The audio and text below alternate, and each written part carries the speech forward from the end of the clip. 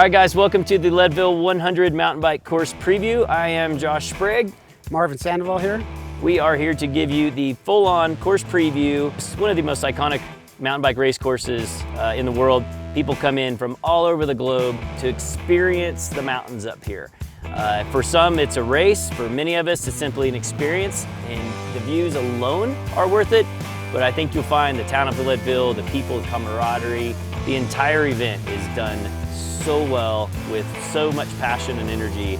You're going to have the time of your life out here. So make sure you just take a good, safe approach to the race, have a good time. Keep rubber side down, pedal with intention, and soak in the experience. All right, guys, welcome to the start line of the Leadville Trail 100, which is approximately 50 yards behind us. We have 100 miles of going hard. Yeah, we're gonna be embarking on a 100-mile race. Got 12 hours to complete it. We are at the Leadville 100 start line, back in the starter corrals. The corrals go for maybe 500 yards back from the start. Marvin, as you can see way up there ahead of me, is in roughly the 9-hour start corral. I'm up probably in maybe the 10:30 here, and even behind me another 100 yards is the 12-hour. When you get here, look at your bibs, look at the athlete guide, find your correct corral placement. Don't let it bum you out. It's a long race. It's gonna be a lot of people. Everybody's gonna have a good time. Have fun on the trail.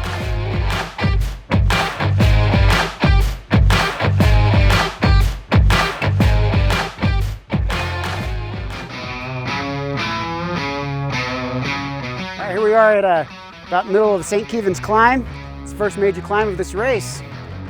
This ride here is pretty key to not burn up yourself.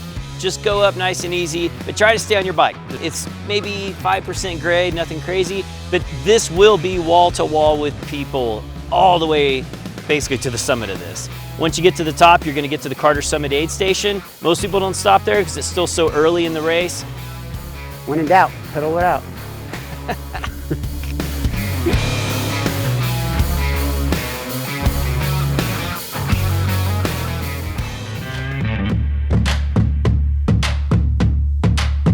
All right, guys, we're at the start of the Sugarloaf climb, just topping off on Hagerman right here. It's gonna be what I would say a gradual incline to the top, up and over the pass, and then we'll have our Sugarloaf descent. And keep in mind, there is some good bit of technical on the Sugarloaf descent side, so just be careful of that.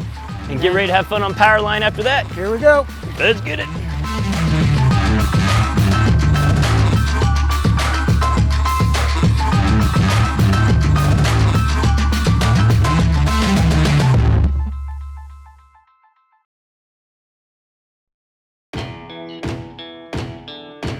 All right, guys, we are on the descent of POWERLINE. It's swishing back and forth on here. Just be mindful of picking a line. Watch your neighbors you're riding with. Try not to knock anybody off their bike or off their line. It's a very decomposed granite on top of a pretty good hard pack. Just stay injury free at this point. You should be good.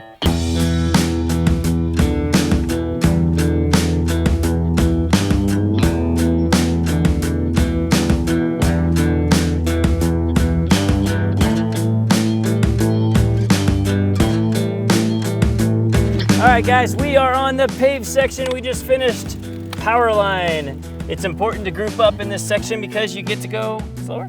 Faster. Faster.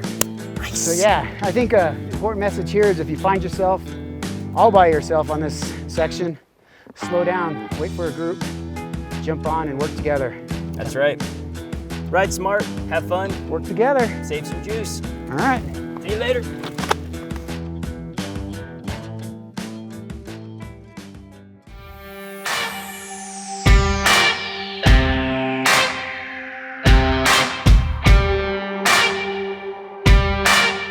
So here we are, Pipeline Aid Station. So we're roughly 30 miles into the race, roughly two and a half hours in for most people. At this point, this is going to be probably your first point of refuel, so you're going to want to either top off or at least get maybe a bottle or so to get you the extra 10 miles between here and Twin Lakes. And have a plan. This is a big area. As you can see here, it goes way down here and it goes even further back behind us. Whatever you do, make sure you come out here with your aid, talk about where you're approximately going to be, and just be prepared to look for them. And you got a good bit of quick road here in front of you, followed by a little bit of fun single track and then kind of a little bit of rolling gravel road. So pretty quick section here. You're gonna have a lot of fun. Just enjoy it and get ready for Columbine.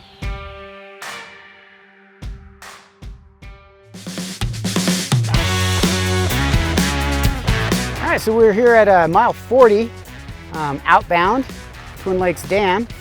This is the last aid station before the big climb. That's right.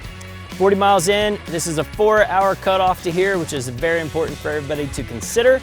You're gonna wanna make sure that your crew is visible. Use a purple rhinoceros on top of your booth or do something so you can find your support crew. It's gonna be really, really important.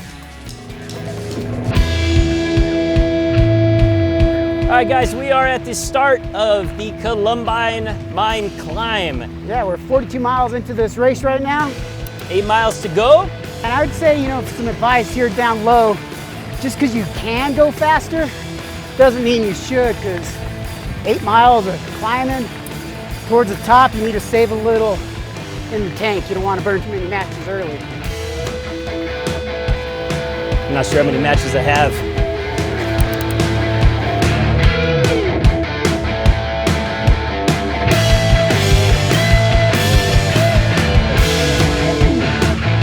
All right, the last 2 miles of the Columbine climb have a good bit of hiking for most people. Make sure you stay to the right because there are really fast riders that are coming down the trail and they could be blowing right past you.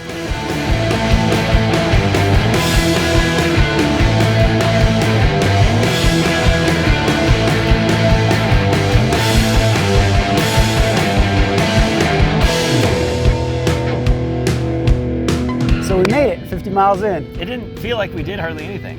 No.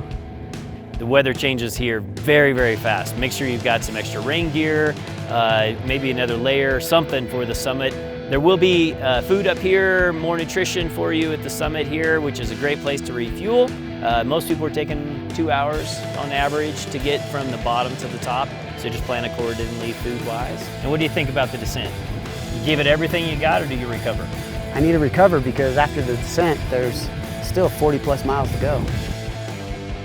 Otherwise, have fun.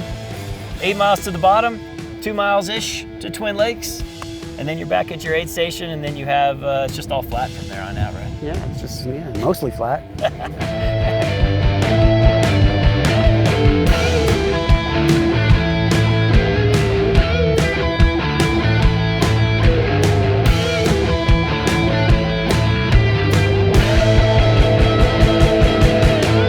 All right, guys, so we just finished 8 mile descent coming down off from Columbine.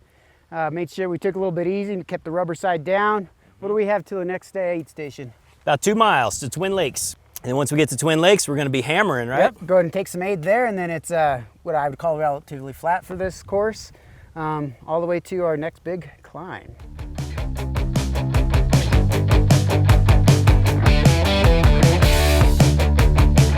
Now we are on the return back to the finish line from Twin Lakes. You've got about a 50 minutes to an hour ride for most people to Pipeline. So make sure you refill all your fuels here. The Pipeline, at least top off your bottles because it is a good journey over to Carter Summit from there. Yep, 40 miles left to go. Let's get it. You ready? Let's do it.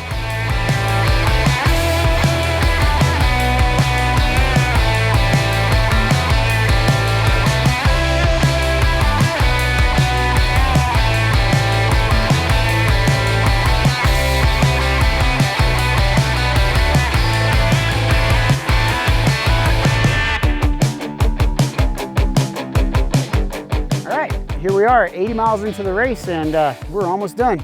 Yep, we have the famous POWERLINE climb going up here. It's a really good time. It's a beautiful part of the course. There's only 20 miles left. How bad can it really be? Sticky side down, life is good. We're almost done.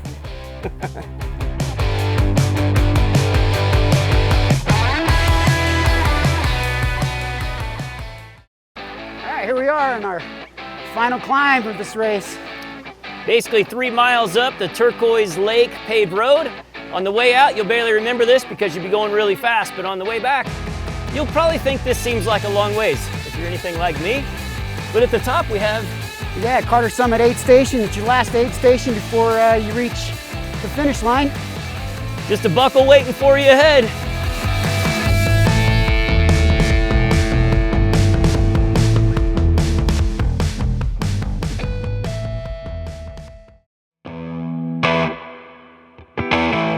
All right, guys, we hope you've enjoyed the course preview of the Leadville 100 mountain bike race.